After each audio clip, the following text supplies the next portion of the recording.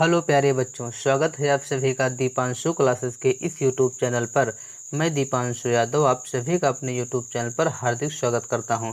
प्यारे बच्चों, आज हम पढ़ेंगे कक्षा 9 हिंदी का जो पद्य खंड है पाठ नंबर 8, जिसका नाम है उन्हें प्रणाम, जिसके लेखक हैं सोहनलाल द्विवेदी जी।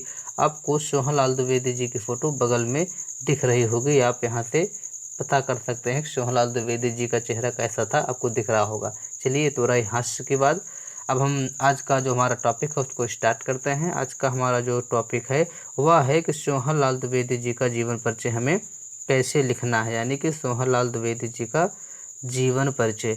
आप लोग को बता दिया जाए कि मैं आपको हर वीडियो में बताता हूं कि किसी भी लेखक का जीवन परिचय 3 हेडिंग के माध्यम से लिखा जाता है। पहला संक्षिप्त जीवन परिचय, दूसरा जीवन परिचय और तीसरी प्रमुख रचना।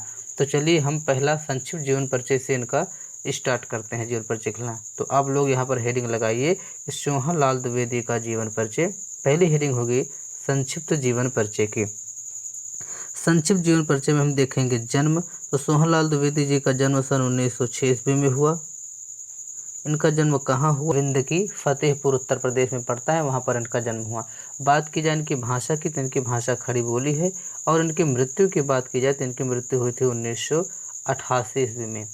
जन्म 1906, जन्म स्थान बिंदकी और इनकी मृत्यु 1988 ईस्वी। ये तो रहा इनका संक्षिप्त जीवन परिचय। अब हम बात करते हैं इनके जीवन परिचय पर। दूसरी हेडिंग आपकी होगी जीवन परिचय। जीवन परिचय में आप लिखेंगे कि सोहनलाल द्विवेदी जी का जन्म सन 1906 ईस्वी में फतेहपुर जिले के विंदकी नामक कस्बे में हुआ था।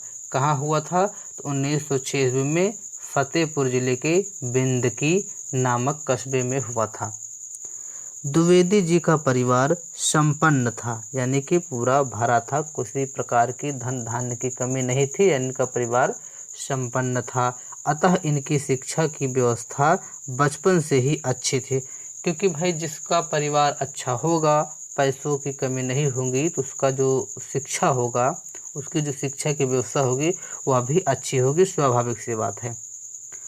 तो बात की जाए, इन्होंने हाई स्कूल तक की परीक्षा यानी मैट्रिक तक की परीक्षा फतेहपुर यानी अपने ज़िले में ही रहकर के पूरी की। उच्च शिक्षा के लिए हायर स्टडीज के लिए इन्होंने काशी हिंदू विश्वविद्यालय, जिसको आज हम BHU के नाम से जानते हैं, बनारस हिंदू विश्वविद्यालय या काशी हिंदू विश्वविद्यालय, वाराणसी चले गए।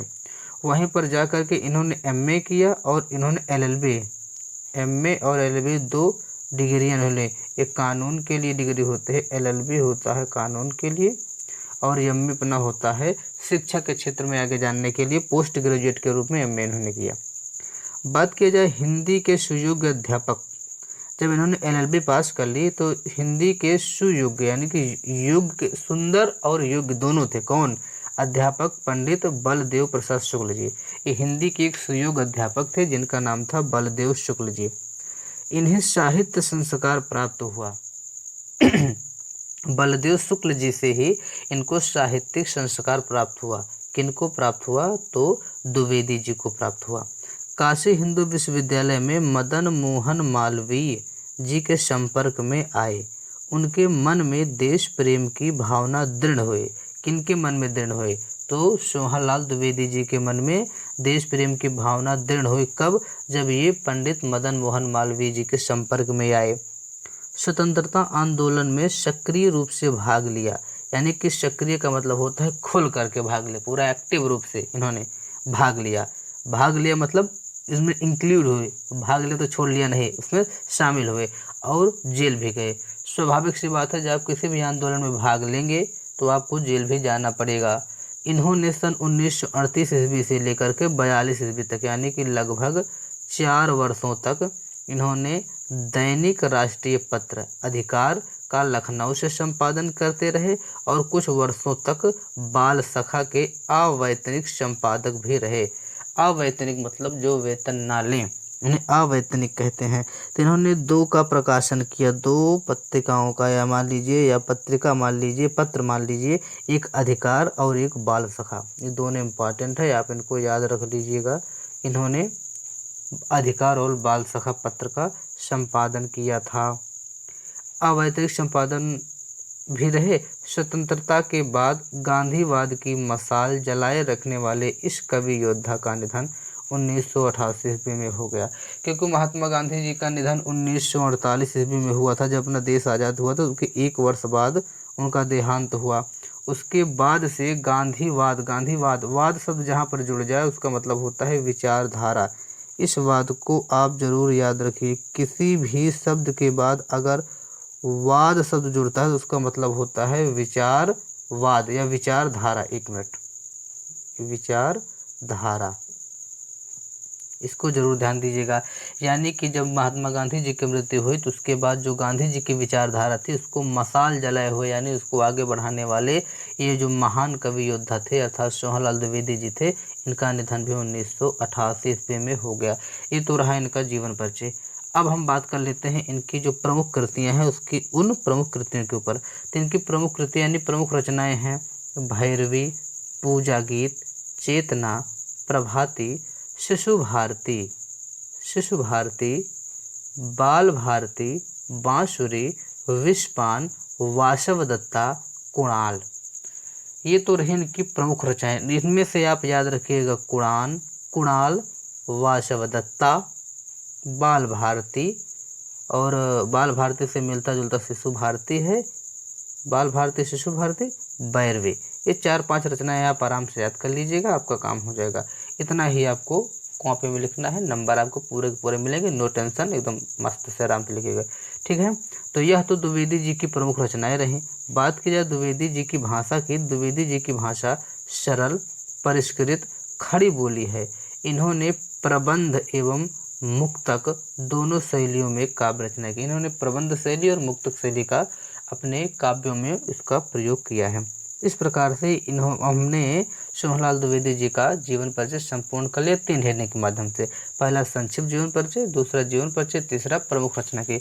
आप लोग इसका नोट्स जरूर बना लीजिएगा। आखिरी में चलते चलते वही एक बात कहनी है कि अगर आपको वीडियो पसंद आई हो तो आप वीडियो को लाइक करके चैनल को जरूर सब्सक्राइब कर लीजिएगा, ठीक है।